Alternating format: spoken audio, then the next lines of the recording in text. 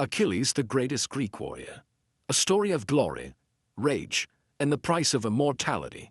In the age of heroes, when gods walked among mortals and destinies were shaped by the hands of fate, there lived a warrior whose name would echo through the halls of history, Achilles. He was no ordinary man. Born of Peleus, a mortal king, and Thetis, a sea goddess, Achilles was a child of two worlds. From the moment of his birth, greatness surrounded him. But so did tragedy.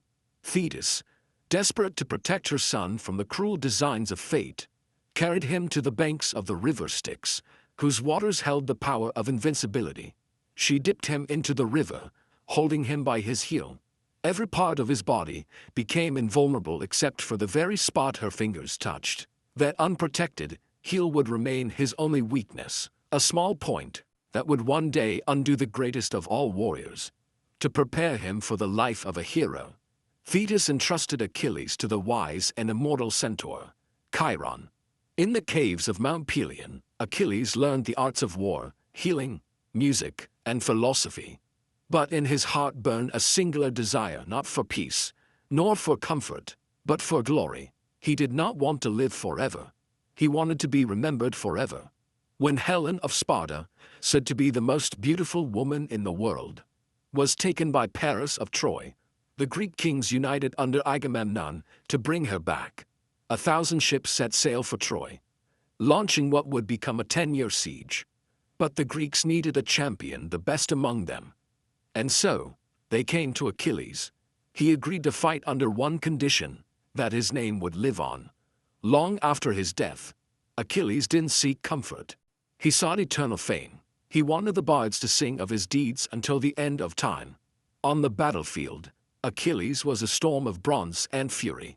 None could match his speed, his strength, or his precision. The Trojans came to fear a single name above all others, Achilles. But heroes, even demigods, are still mortal in their emotions. When King Agamemnon seized Achilles' war prize, Briseis, as a show of dominance, Achilles felt deeply insulted. His pride wounded, he withdrew from the war, refusing to lift his spear for the Greeks. Without Achilles, the tide turned. The Greeks faltered, the Trojans pushed forward. Then came Patroclus, Achilles' dearest friend, some say his soulmate. Seeing the despair in the Greek ranks, Patroclus begged Achilles to return. But Achilles, still enraged, refused. Instead, he allowed Patroclus to wear his armor, hoping it would inspire their troops. Tragically, Patroclus met Hector, the mightiest of the Trojan warriors. Mistaking him for Achilles, Hector struck him down. The news broke Achilles. His sorrow was immeasurable. Grief turned to fury, and that fury became unstoppable vengeance. He re-entered the war not for honor, not for glory, but to avenge Patroclus. Achilles pursued Hector, and when they finally met in single combat, the result was brutal and inevitable.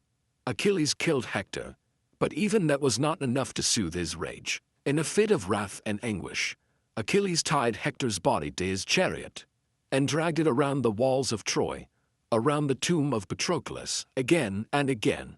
He refused to return Hector's body for burial, a deep violation of sacred custom. Even the gods were shocked. It was more than revenge. It was hubris, pride and rage that challenged the divine order itself. One night, an old man entered the Greek camp alone. It was King Priam, Hector's father. Risking everything, he knelt before the man who had killed his son. He begged for Hector's body, and something miraculous happened. Achilles, the fearless, the rage-filled warrior, wept. As Priam spoke of his love for his fallen son, Achilles remembered his own father. He saw in Priam not an enemy king, but a grieving man. He returned Hector's body with honor. It was a moment of profound humanity, where vengeance gave way to compassion. A godlike warrior was, in that moment, fully human. But the end was near. Achilles had defied kings, challenged gods, and rewritten the meaning of heroism. But even he could not escape destiny. The gods had turned against him. Apollo, who favored the Trojans, guided Paris, Hector's brother, as he loosed an arrow into the chaos of battle. It flew, swift and silent, and struck the one unprotected spot on Achilles' body, his heel. With that single, fated wound, the greatest warrior fell. Paris, a prince known more for charm than courage, could never have bested Achilles alone. But with divine help, even the invincible can die. The Greeks mourned deeply. Achilles was cremated with honor, and his funeral pyre blazed like a star. His armor, forged by Hephaestus himself, was claimed by Odysseus, sparking the despair of the mighty Ajax, who would later take his own life. Achilles' son, Neoptolemus, came to Troy to fight in his place. Some say Achilles' soul was carried to the Elysian fields, or the Isles of the Blessed, a paradise reserved for the noble souls. Achilles became the symbol of the tragic hero, a man of godlike power, but deeply human flaws.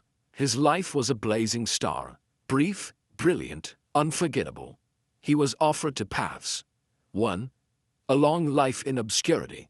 The other, a short life filled with everlasting glory. Achilles chose glory, and in doing so, he sealed his fate.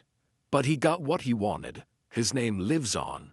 In books, in legends, in the whispers of time. From the shores of Troy to the pens of poets, we still speak of him.